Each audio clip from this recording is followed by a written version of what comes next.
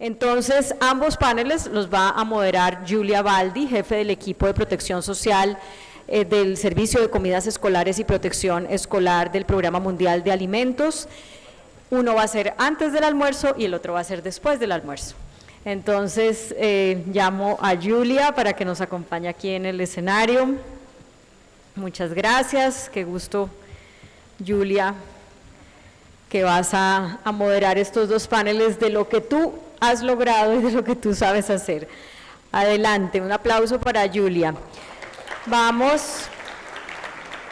a tener en el panel a Anabela María Chiraca Méndez, ministra de Educación de Guatemala.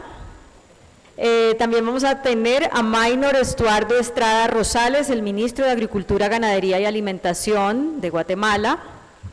A Viviana Elena Sierra Moscote, coordinadora líder del Programa de Alimentación Escolar de Colombia.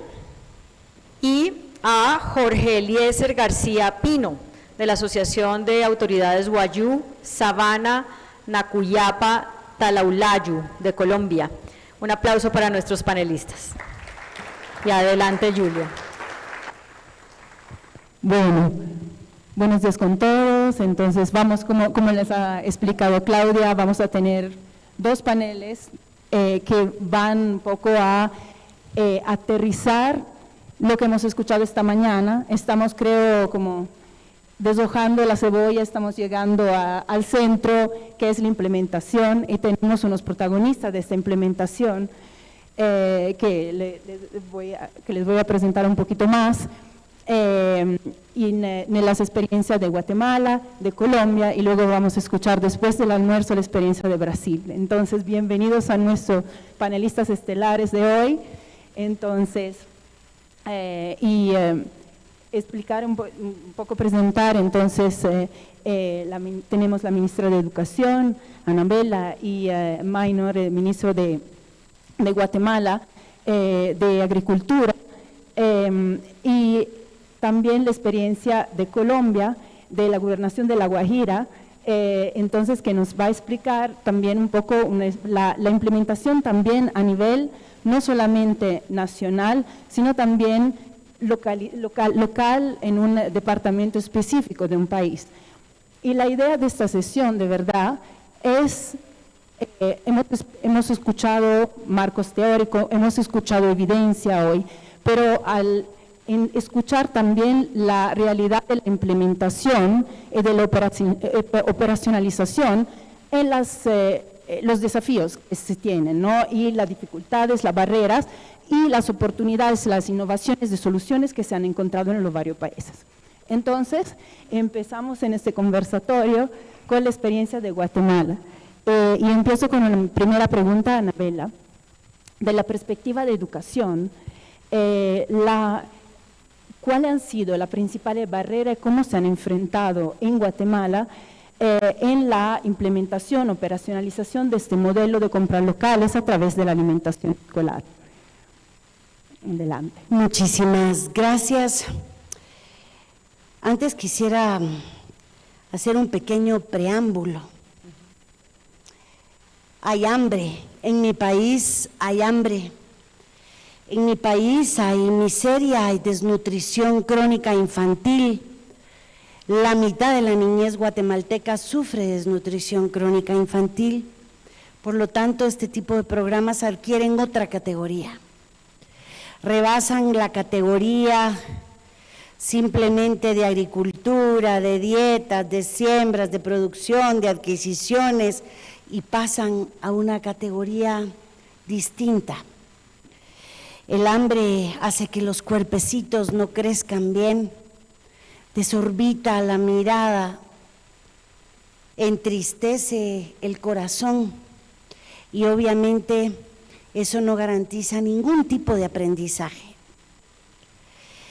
Y otro tema que me llama la atención en este foro en especial es que ¿es la escuela un lugar para aprender o es la escuela un lugar para comer? Y yo veo que no hemos encontrado ese vínculo porque nadie ha hablado de educación. Todo se ha centrado en nutrición, menús, agricultura, siembras, pero ¿dónde están los docentes?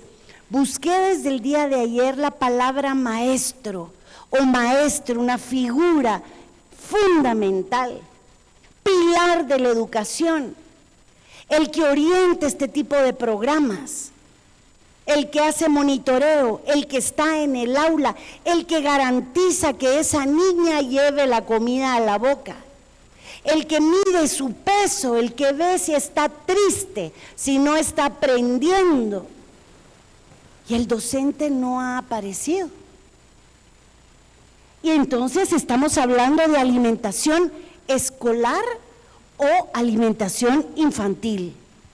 ¿Son las escuelas simplemente comedores grandes donde se alimenta a los niños o vamos a encontrar el vínculo entre educación y alimentación? Que voy a decirles con toda la honestidad de adultos y el respeto de adultos, yo esperaba ese vínculo. No lo he encontrado. Garantiza mejores aprendizajes, garantiza una escuela más feliz, garantiza que en matemáticas los niños y las niñas sean más ágiles, garantiza un mejor aprendizaje de la lengua materna, de una segunda lengua, de una tercera lengua, una mejor alimentación, ¿qué? ¿Para qué? Vinculada, por supuesto, a la escuela. En Guatemala tenemos un programa, yo me atrevería a decir muy completo. Estamos atendiendo a 3.2 millones de niños y niñas, adolescentes y jóvenes con el programa de alimentación escolar. Existe la ley de alimentación escolar que la verdad pongo a disposición de ustedes. Es una buena guía que garantice que el programa llegue a las aulas. Eso garantiza un tema muy importante que creo que es un gran valor que tiene el programa y la ley en Guatemala, que es la descentralización a través de las organizaciones de padres de familia. Son ellos quienes adquieren los alimentos, quienes los cocinan en las escuelas y quienes garantizan que las niñas y los niños tengan alimento servido y caliente todos los días en la escuela. El programa de alimentación escolar depende exclusivamente del Ministerio de Educación, quien tiene que garantizar su funcionamiento, pero lo más interesante es que establecemos alianzas con el Ministerio de Agricultura, con la CESAN, que es el espacio de desnutrición, combate contra la desnutrición, contra el Ministerio de Desarrollo, con el Ministerio de Desarrollo. Entonces tenemos realmente una mesa que hay que fortalecer más porque somos nuevos en esta causa. Iniciamos este gobierno en enero, tenemos únicamente 6 meses de práctica, pero la articulación que tenemos es una articulación, la verdad, muy, muy interesante. Otro tema que a mí me llama muchísimo la atención es que en Guatemala este es un tema político. Con el COVID resulta que se suspende la comida servida en la escuela por razones obvias y se adquiere una famosa bolsa de alimentos. Esa bolsa de alimentos, cuando el COVID termina, entre comillas lo pongo, continúa en funcionamiento, porque la bolsa garantiza corrupción, porque a la hora hay negocios con ciertos proveedores en las comunidades, sobre todo en las comunidades más lejanas, y garantiza también, digamos, una comodidad y ya no representa el reto que representaba este programa tan importante. Mi labor, si ustedes llegan a Guatemala, me ven en periódicos, me oyen en el radio, me oyen alegar, somatar, y llegamos ya prácticamente al 68% de la comida servida en 5 meses, con una lucha política enfrentando a la corrupción, enfrentando a las mafias de una forma terrorífica, créanmelo, pero con mucha fuerza y en alianza con otros ministerios para garantizar lo que tenemos que garantizar, y es que la comida se sirva en la escuela. La bolsa carece de algo importante, la bolsa de alimentos. Primero, es una farsa. porque te dicen que hay media libra de arroz y hay menos, o una libra de frijol y hay menos. A mí me llaman y me dicen, ministra, el frijol no se cose, ministra, el arroz tiene bichos, ministra, bueno, no tienen idea lo que eso es. Es una lucha política frontal muy seria. Busco alianzas constantemente, busco buenas voluntades para que realmente este programa, que es el más fuerte de Centroamérica, es un programa multimillonario, tenga realmente el fruto que tiene. Y para nosotros el fruto que debe de tener es garantizar mejores aprendizajes, es garantizar una mejor escuela, es garantizar una escuela feliz. Muchísimas gracias por estos puntos.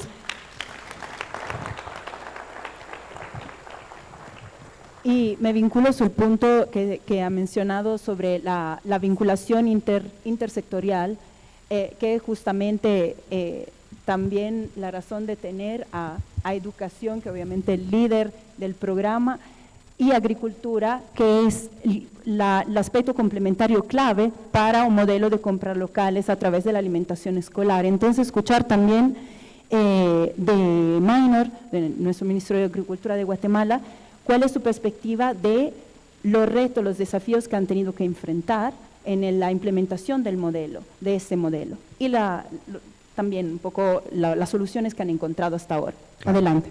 Muchas gracias.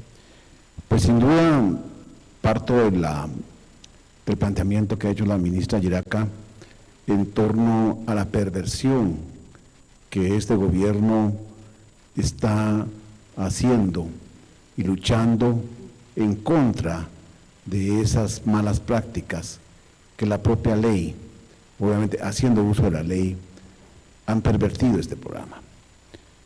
Sin duda el liderazgo de la ministra Giraca en torno a justipreciar el programa de alimentación escolar como un elemento de la escolaridad es lo que a nosotros nos guía también para que desde la oferta podamos nosotros conciliar la demanda con la oferta.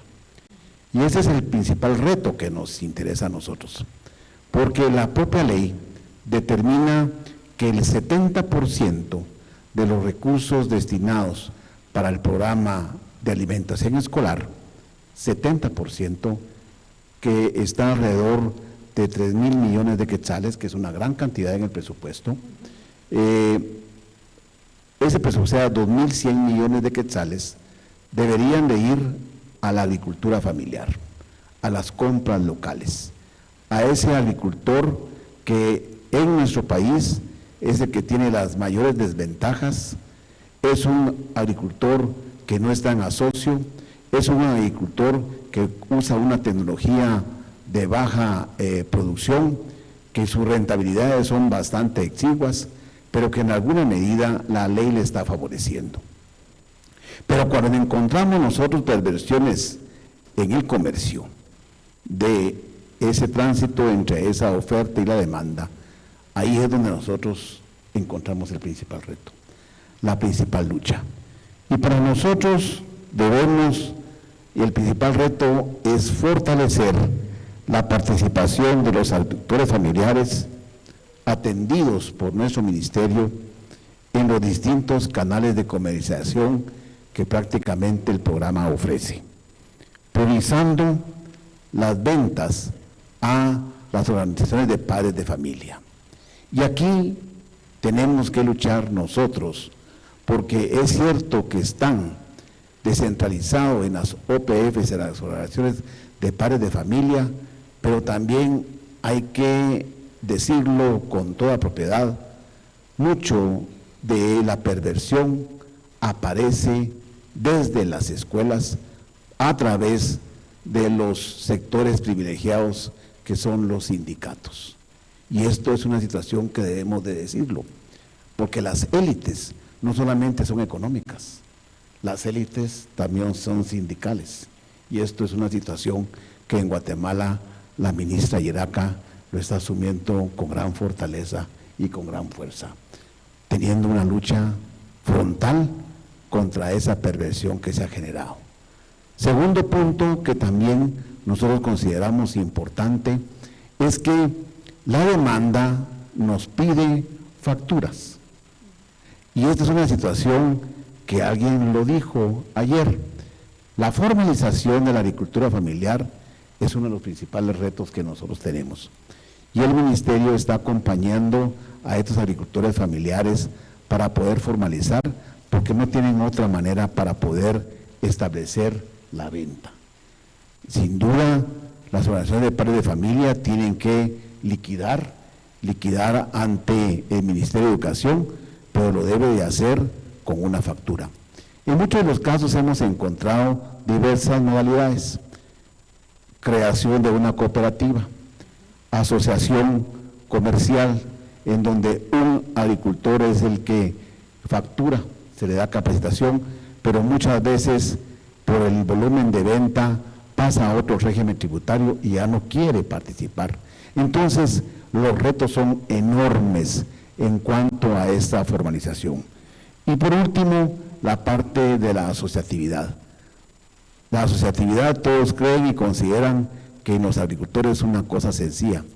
Es la situación más difícil, porque yo siempre he dicho, y aparte que también por oferta y por economía de escala, un agricultor que produce una lechuga es diferente a 1000 agricultores que producen una lechuga y que se convierten en 1000 lechugas que van a ofrecer a las escuelas.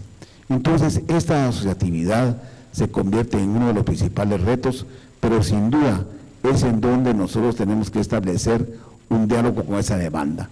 Y por último, recalco, tenemos que fortalecer la Comisión Interinstitucional del Programa de Alimentación Escolar.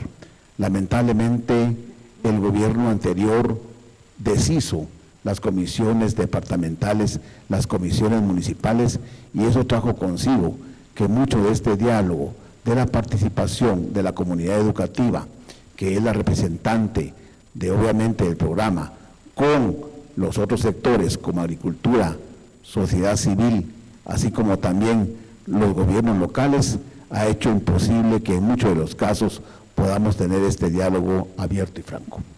Muchísimas gracias. Resalta unos puntos de verdad muy importantes de las barreras y también de las soluciones, porque hablando de formalización de la… sí, en Guatemala.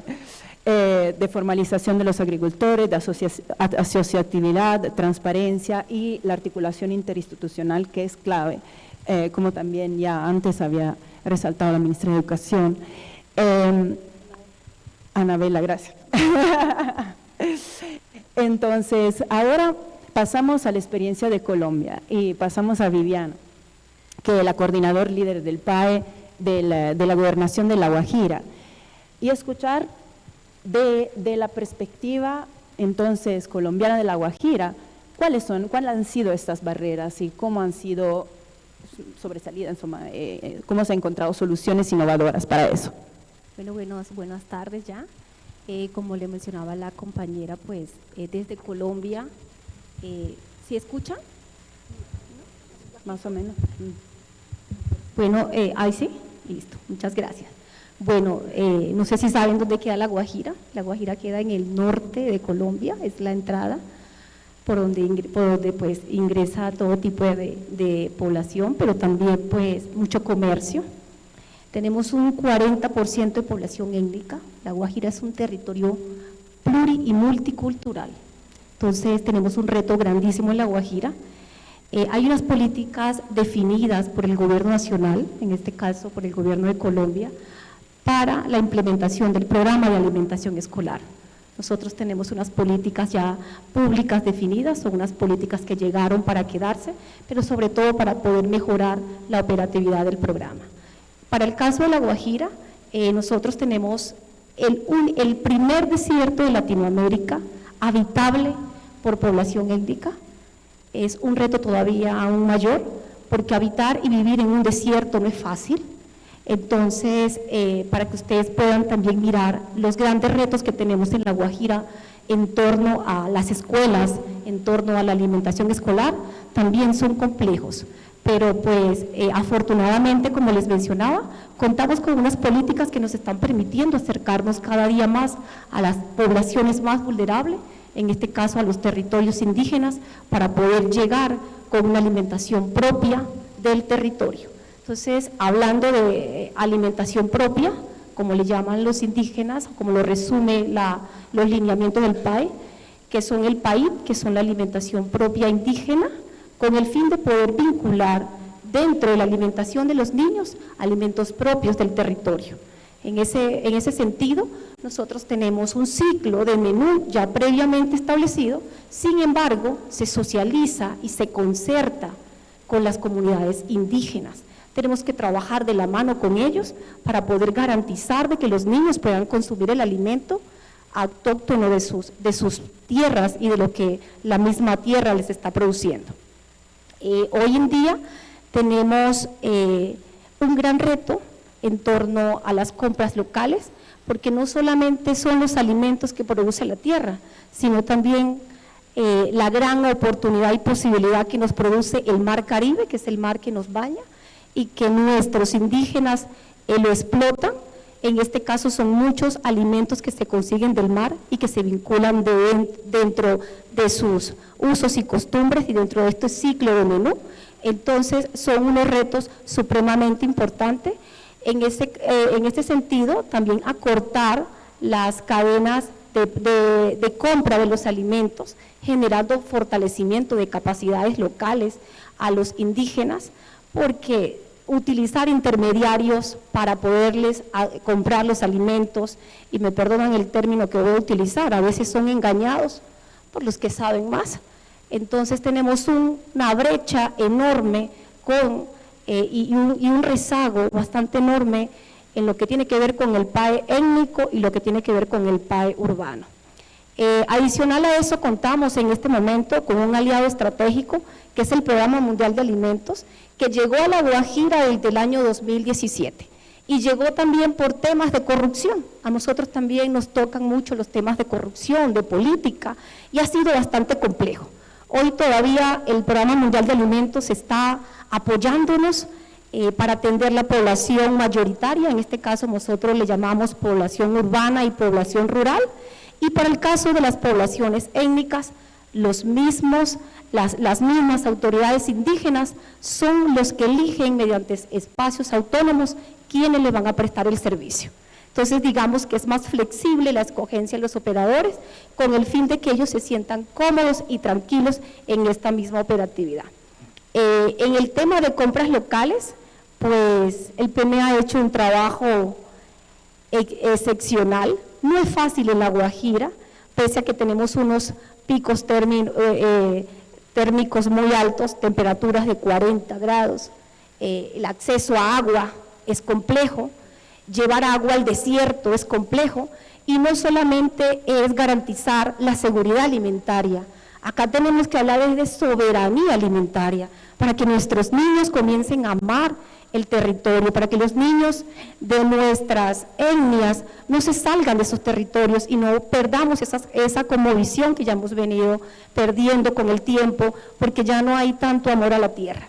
Estamos acercándonos al territorio con el fin de poder alimentar y nutrir un poco más a nuestros niños con sus hábitos y costumbres. Tenemos un reto grande y es lograr que los pequeños productores puedan ser registrados a través de una base de datos que nos exige la Oficina de Desarrollo Económico de la Gobernación de La Guajira, y es allí donde los pequeños productores se aburren, se desmotivan y terminan dejando todo, inclusive se pierden sus cosechas porque les exigimos muchos trámites. Son personas iletradas, son personas que no están acostumbradas a hacer un trámite y le comenzamos a pedir documentos y con el tiempo se nos van quedando en el camino. No porque La Guajira no pueda tener una soberanía alimentaria, no porque La Guajira no pueda tener un desierto para producir alimentos, porque sí lo podemos hacer, pero terminamos con tanto trámites en la administración pública, aburriendo a los pequeños productores. Entonces, tenemos un reto y es de organizarlos El PMA nos está apoyando en eso. Tenemos, este año firmamos un MOU, que es un acuerdo de cooperación internacional, con el fin de poder también jalonar más recursos para poderle llegar a los niños. Adicional a eso, le escuchaba a la compañera de Guatemala hablar de los docentes. Los docentes en La Guajira llevan a los niños a comer a la escuela.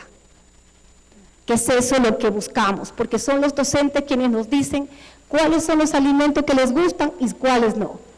Y son los docentes los que nos dicen también si la persona que está operando el PAE lo está haciendo bien o no lo está haciendo bien.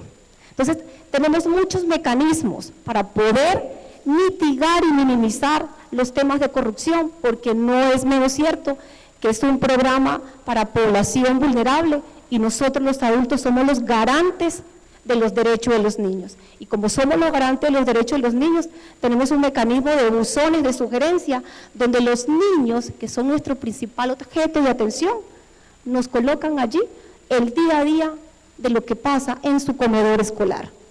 Le estamos apuntando a los comedores de La Guajira productivos, que no es solamente llevar la alimentación para que el niño la consuma, sino que el niño y el docente de la escuela la puedan producir. Muchas gracias. Muchísimas gracias, Viviana.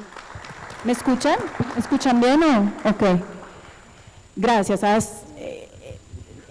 Nos has presentado una serie de retos que te categorizaría un poco, porque tienes una serie de retos de contextualización del programa a zonas urbanas y también a contextos culturales diferentes, diferenciados. Nos hablamos de barreras operativas como el acceso a agua, nada menos que trabajar en un desierto y cómo operativizar eso de una forma viable.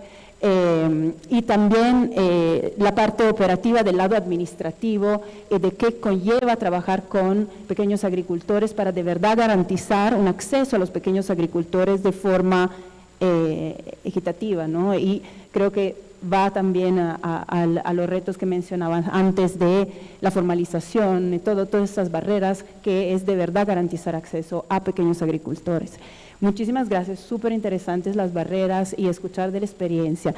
Y seguimos también con la perspectiva de Jorge, que es de la Asociación de Autoridades Wayuu, para que nos complemente estos retos de tu perspectiva y también desde el punto de vista de contextualización de este proyecto, de este programa en un contexto específico. Adelante, bienvenido. Buenas tardes para todos. Me permito saludar en mi lengua materna. Anas ari con pucho ayagan sopkai hutkapin.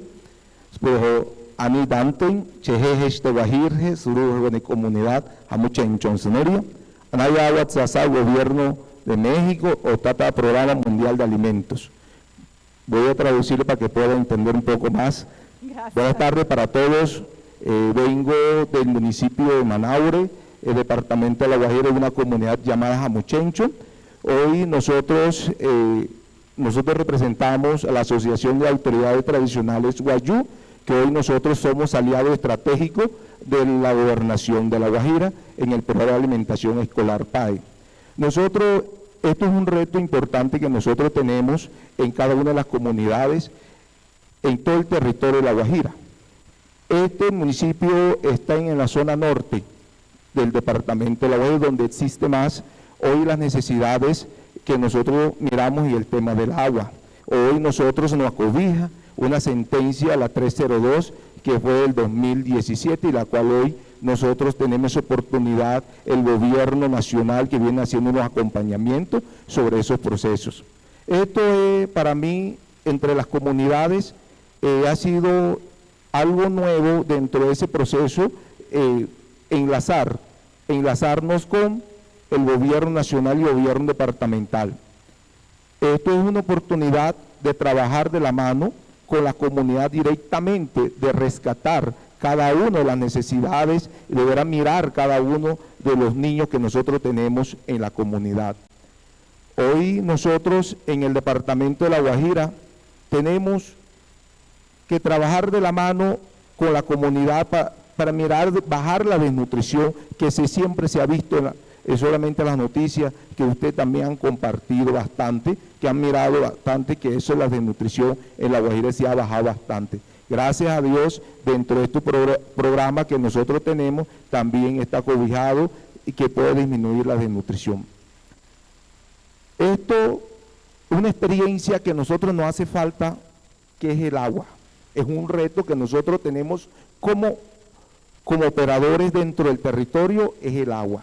Nosotros hemos buscado las soluciones entre la cooperación internacional, también la cooperación local, regional. Eso es importante, que nosotros hemos mirado también, eso es lo que nosotros miramos, que nosotros en el departamento de La Guajira, eso es el reto más grande que nosotros, es el agua. De verdad que da tristeza que nosotros en verdad, teniendo nosotros a veces por el cambio climático que nosotros tenemos, el departamento de La Guajira ha sido el más afectado en todo el territorio colombiano. Y eso es que en realidad nosotros queremos es buscar la forma cómo podemos identificarnos, ahí en verdad que nos puedan ayudar los entes territoriales no gubernamentales, de eso para que podamos avanzar sobre el tema del agua. Estos son unos que para nosotros no son retos, también entramos en fortalecimiento en cada uno en el territorio. La falta de infraestructura que nosotros tenemos. De verdad que nosotros, como Guayú, que nosotros somos del territorio, nos adaptamos nuestros usos y costumbres, pero siempre también queremos mejorar la calidad educativa.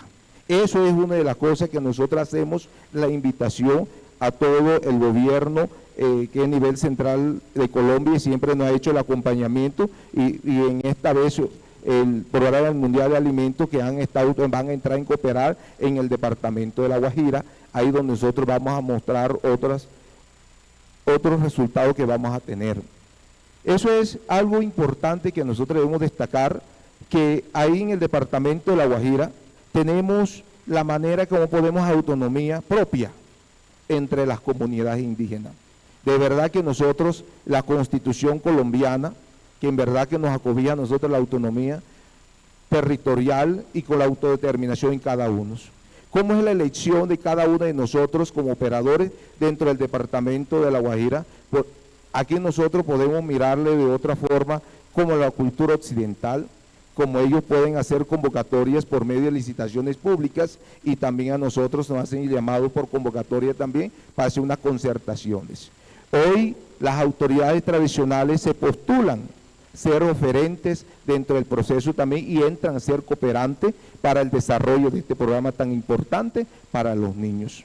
Y es complementando lo que dice la doctora Viviana, que dentro de eso las mismas comunidades, ellos, los docentes del mismo territorio, son los acompañantes de cada uno para el desarrollo de la alimentación ahí mismo en la escuela. Y son las personas indicadas a decir a nosotros a dónde que están dando las falencias, y cada día, cada momento que nosotros diariamente, ahí donde nosotros identificamos cuáles son los errores que hay con la parte de la operación como tal. Hoy nosotros, esa oportunidad nos damos el privilegio en el departamento de La Guajira, y sé que nosotros en otras oportunidades anteriormente no había esa oportunidad, pero hoy sí nosotros nos da la oportunidad. Y también el gobierno de Colombia nos reconoce el sistema educativo propio. Eso nosotros lo importante es, hoy nosotros tenemos nuestra vestimenta propia, que es de la cultura guayú, todo eso estamos rescatándolo. Hoy eso nos da la oportunidad de trabajar, y también el niño, la alimentación que se da en el territorio es autóctono, ¿ya? Porque anteriormente llevaban el pollo, y a veces hay muchos niños que no comen el pollo. Si hay muchos niños que no comen otra alimentación que no sea de su propio territorio, pero ¿qué hacemos nosotros? Con las autoridades tradicionales entramos un diálogo, y ahí nosotros miramos de la minuta patrón que nosotros tenemos, y nosotros miramos, adoptamos en nuestros usos y costumbres, ahí nosotros entregamos todos los alimentos necesarios, lo que nos indica los lineamientos de PAE en Colombia. Por eso nosotros, esto es un reto grandísimo, es un reto que nosotros tenemos, gracias a Dios, nosotros hemos estado ahí en la línea para trabajar con las comunidades. De verdad, muchas gracias. Muchísimas gracias. Muchísimas gracias, Jorge. Yo me vinculo al último punto que has mencionado, ¿no? Que ese es el protagonismo de las comunidades locales también en la adecuación de los menús, en el determinar también cuáles son los menús y cómo se pueden integrar y vincular con los alimentos autóctonos locales, tradicionales, que son más adaptados a las culturas del contexto. Y en ese sentido quería vincularme a la experiencia de Guatemala, porque también Guatemala tiene una experiencia súper rica en desarrollo de menús locales, y quería vincular estas dos experiencias porque escuchaba como un eco ahí, entonces quería pedir a Anabela de hablar un poco de este tema de la experiencia de Guatemala en esta área. Okay. Bueno, esa es, para nosotros, esa es la pregunta. Un país diverso como Guatemala. Guatemala tiene 25 grupos étnicos diferentes, 4 pueblos, 25 idiomas diferentes, cada idioma con variables dialectales muy particulares. Por lo tanto, nuestra gran meta y quizá uno de los grandes pilares de la educación nueva, la educación de la primavera en Guatemala hoy por hoy, es la educación bilingüe intercultural. Una educación que obviamente toma la lengua como herramienta de aprendizaje y no un tema culturalista, ni folclorista, ni hacerles el favor, no. Guatemala hoy por hoy, con la democracia que se está recuperando, el combate a la corrupción, el combate a todas estas fuerzas oscuras que han gobernado por tanto tiempo, pasa por un sistema democrático auténtico de diálogo. Y aquí el diálogo con los pueblos indígenas es fundamental. No es decir, les vamos a escuchar.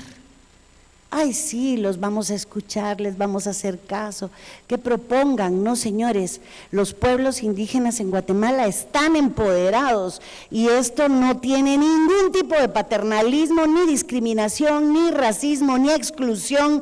Esto basta. En Guatemala sentamos y entonces tomamos las decisiones políticas que haya que tomar para encontrar el mejor rumbo a la educación en un país diverso como lo es. Ya no es hablar de los indígenas, sí los vamos a escuchar, les vamos a hacer caso con sus menús, porque es que ellos tienen sus menús y su comida. No, ahí es sentarnos a ver cómo vamos a operar desde la diversidad para obviamente responder a una democracia auténtica de diálogo, que es la que tenemos que garantizar todos los pueblos que estamos presentes en este espacio. La educación bilingüe intercultural pasa por la educación alimentaria, por supuesto, porque son temas íntimamente vinculados, ¿cierto? O sea, la cultura, la forma de ordenar el mundo, de ver las cosas, de besar, de abrazar, de comer, de sentir, de aprender. Esa es una cultura distinta. La educación se adhiere como un papel termoencogible a esa realidad diversa que nos caracteriza. Ese quizá es el mayor compromiso que tiene este Ministerio de Educación en un país diverso como es, políticamente diverso, no folclóricamente diverso, que eso pues puede ser una maravilla, ¿verdad? Pero a nivel político la educación debe de responder y por supuesto la situación alimentaria debe de responder. Y solo termino diciendo, si nosotros como guatemaltecos tenemos un nivel de desnutrición serio, la alimentación, cuando digo debe de responder a eso, es porque tenemos que garantizar que los micronutrientes que necesita un niño desnutrido, una niña desnutrida, son diferentes. ¿Me explico? O sea, es responder a una realidad para realmente, valga la redundancia, responder con ética, con transparencia, con justicia. Y decir, el tema alimentario no es un tema de caridad como se ha querido ver muchas veces. No más caridad, no más donación de bolsas de comida, no, es un tema de justicia, es un tema de derechos. Muchísimas gracias. No sé si Maynor también quieres complementar del lado de la perspectiva de agricultura sobre el tema de los menús locales y la adaptación y lo que conlleva. No, conlleva un reto muy grande. Exacto. El reto es muy grande porque el reto no solamente pasa por lo que decía el compañero de Sembrando Vida, prácticamente la irregularidad en la producción por motivos estacionales es un factor determinante para nosotros. Entonces en agricultura nosotros tenemos que tener mucho cuidado en cuanto que esa irregularidad la debemos de buscar en la regularidad. ¿Cómo buscamos nosotros la regularidad? Para nosotros en estos momentos el reto es vital de pasar de proveedores a redes de apoyo. Yo creo que ese es el gran reto que nosotros tenemos en el Ministerio de Agricultura. ¿Por qué redes de apoyo? Porque justamente no podemos nosotros de pensar en un solo proveedor, en grupos de proveedores, sino en redes de proveedores. Y esto es, creo que, el reto más grande que nosotros tenemos, particularmente por esa diferenciación en los menús escolares. Es importante que nosotros siempre, y por eso insisto, en cuanto que es necesario que las mesas interinstitucionales de alimentación escolar estén bien fortalecidas, porque ahí va a ser el espacio de diálogo, el espacio en donde nos pondremos de acuerdo tanto la demanda con la oferta, y en un espacio en donde tendremos que conocer con anticipación también cómo esos menús escolares se convierten en las guías de planificación de la producción, en las guías de planificación de la organización para la venta y en las guías fundamentales para poder generar también la interrelación entre redes de apoyo. Entonces, yo creo que sobre la base de cómo son los menús escolares con anticipación, nosotros tenemos que buscar cómo satisfacer esa demanda a nivel local. Muchísimas gracias. Entonces, para cerrar, antes dejar, digamos, a la audiencia con una acción que hacia futuro, que ustedes creen que sea clave para seguir ampliando, fortaleciendo esos modelos de compras locales a través de la alimentación escolar, esos modelos de alimentación escolar basados en compras locales, con que quieren dejarnos, digamos, para esta sesión. Empezamos con Anabela.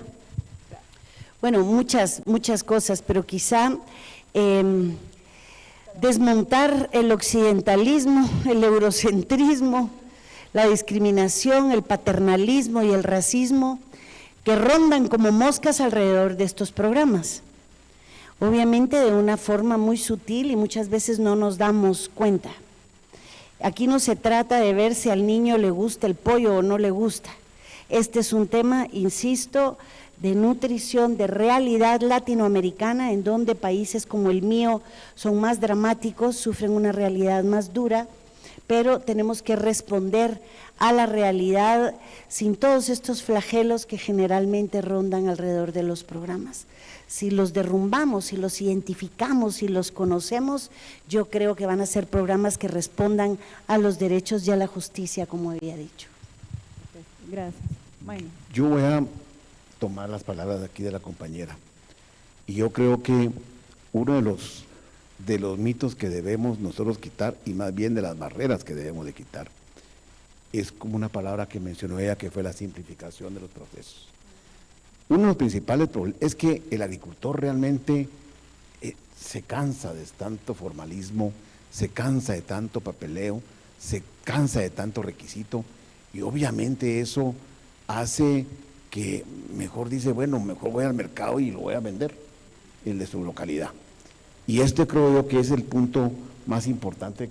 Disculpe que le tomé la idea, pero uno lo vive a diario, lo vive con los agricultores, lo vive uno en su pensamiento, y yo creo que nosotros debemos de pensar como de ponernos en el espejo con ellos.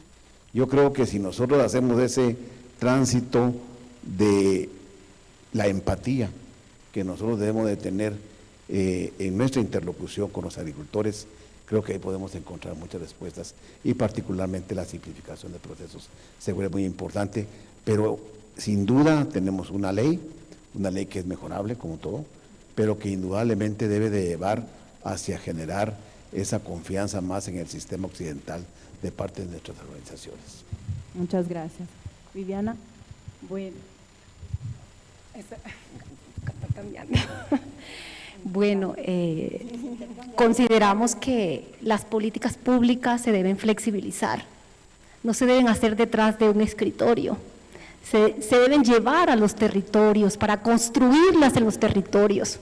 Las políticas públicas, como lo decimos en nuestro departamento, es fácil que no las impongan y el que las hace de pronto no las ha vivido y el que no vive las experiencias efectivamente pues las hace desde un desconocimiento y por eso muchas de las políticas públicas a veces fracasan, porque no se construyen en conjunto. Entonces, mi llamado es a construir políticas públicas desde los territorios, a hacer mesas de trabajo, a visitar, a conocer, para poder llegar con un programa de alimentación escolar, no es solamente que se convierta en ley desde un gobierno nacional, es llegar a construirlos desde el territorio, donde participen no solamente los pueblos indígenas, sino todas las personas que van a ser parte de este programa.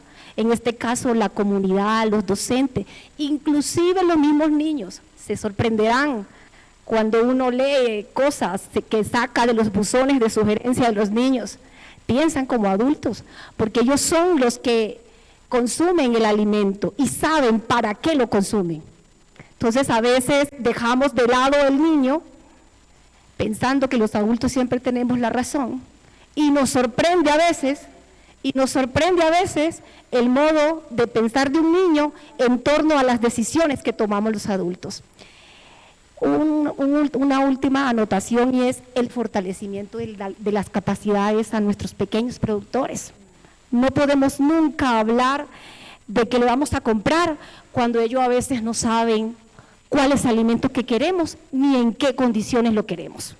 Entonces, los pequeños productores necesitan que el gobierno los capacite, los fortalezca, pero sobre todo también que sus productos sean tenidos en cuenta, no solamente en programas de alimentación escolar, sino en todos los programas que lleguen a los territorios, y que nuestra primera opción no sea un proveedor de afuera, sea un proveedor local, para que el recurso, para que el talento humano se quede en el territorio. Muchas gracias. Muchas gracias, Viviana. Jorge, última palabra. Bueno, de todo esto en las comunidades indígenas, nosotros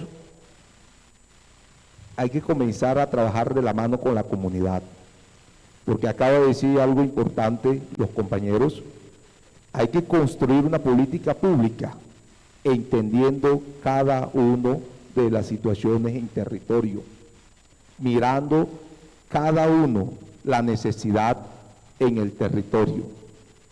A veces nosotros, los que estamos al frente de los procesos, que están en gobierno, pensamos solamente en las cuatro paredes, pero ahí sacamos un documento y la cual va en contravía del desarrollo que ese programa se está haciendo, ahí donde entran los choques en las comunidades, ahí donde viene las protestas, las inconformidades sobre la aplicación de esa construcción que se realizó en cuatro paredes.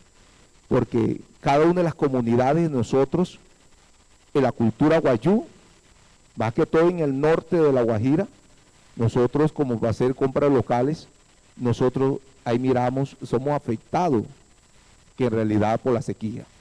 ¿Sería nuestra necesidad, sería nuestro producto, cuál sería? No podemos decir compararnos con el que está en el sur de La Guajira, que siembra plátano, que siembra guineo, que siembra la papa, ¿sí? que siembra el arroz, pero nosotros en el norte de La Guajira, nosotros estamos como proveedores, buscamos el chivo, el pescado, ¿sí?